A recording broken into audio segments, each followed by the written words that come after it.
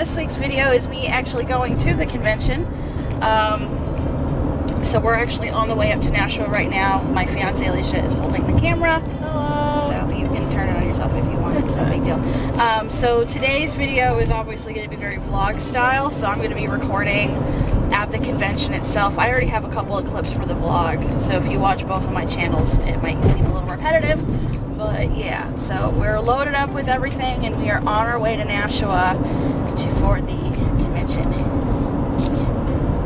Alright, so we're here at the Comic Fest at the library up there. They don't charge for parking on Saturdays, so we can just unload, find my table, and set up. So we're gonna do that.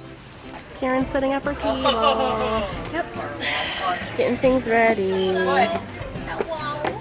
Things are ready. Are you excited? I am. Hello? John's here. Yeah. So once Karen's done, she'll show you the front.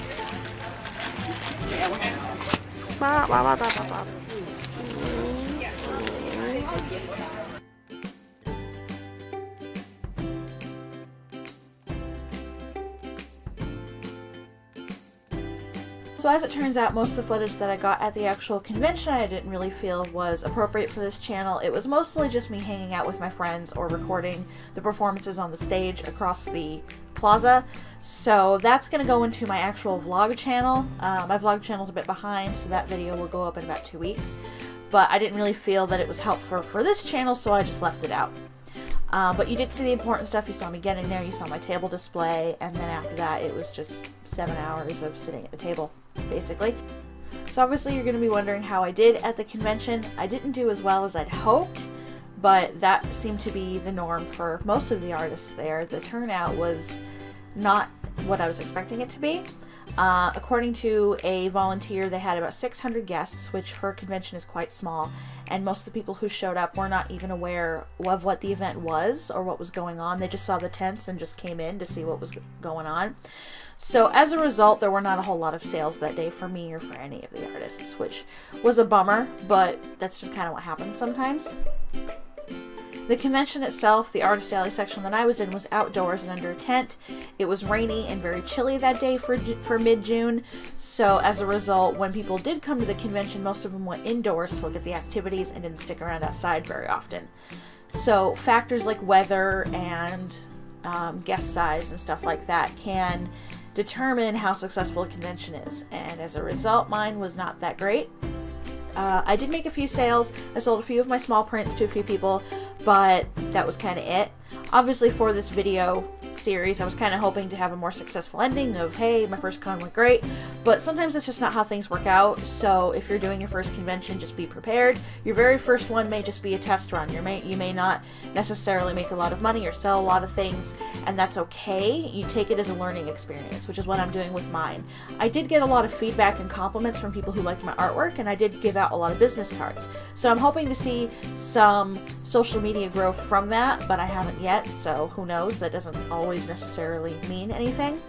So despite my disappointment, I still am really glad that I did this whole thing in the first place. I've always wanted to do an artist alley, and now I can say that I did, and I definitely have some ideas for next time I do it. I had a brief moment where I was able to walk around the rest of the artist alley and check out the other tables and talk to the other artists. I bought something while I was there, and I also got some tips from other artists when I told them that it was my first time tabling, and they had recommendations for other local cons that are, generally speaking, a lot more successful than this one usually is. So I have a few potentials for next year. Queen City Kamikaze in New Hampshire, I believe it's in Manchester. It was the most highly recommended one as far as a small, cheaper con to go to. Everyone says it's always great, so I'm definitely looking out for that one. I believe it's in March, so we'll see. And again, despite the fact that I didn't really do that well at the convention, it had more to do with the turnout of the con itself, because none of the artists really were very successful, and I did feel that I was very prepared. So I had a large float, I had a square reader, I had everything nicely displayed. So had there been more people, I feel that I would have been prepared for it.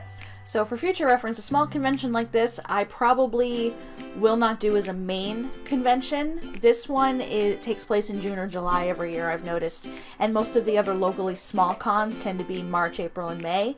So if I do this one again, it may just be an end of the convention year, I have stock left over, let's set up a table kind of thing, versus my main thing.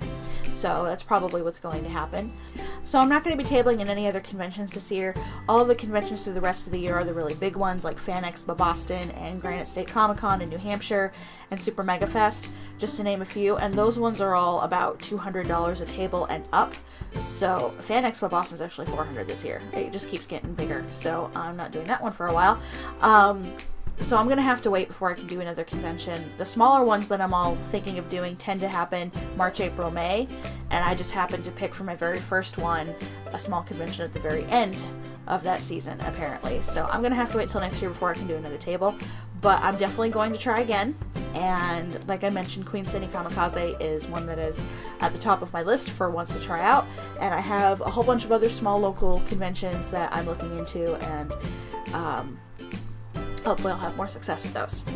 But I definitely learned a lot getting prepared for this event. I think I learned how to prepare my merch. I found some good providers for merch, and I'm basically well set up for future events. So I still had fun doing it, even though the actual result was not what I was expecting it to be.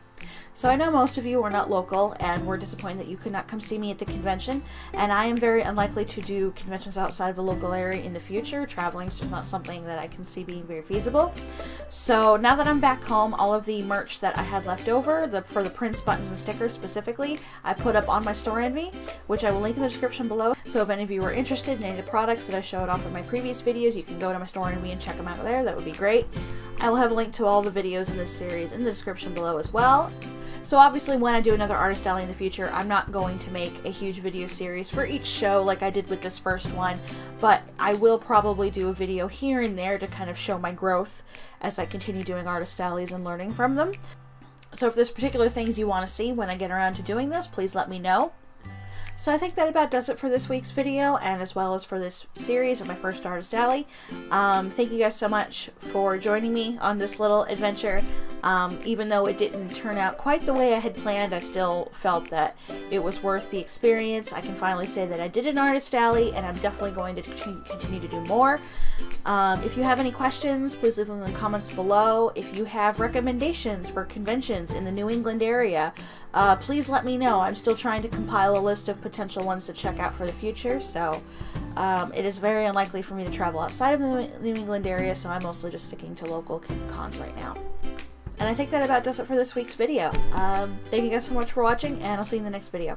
Bye!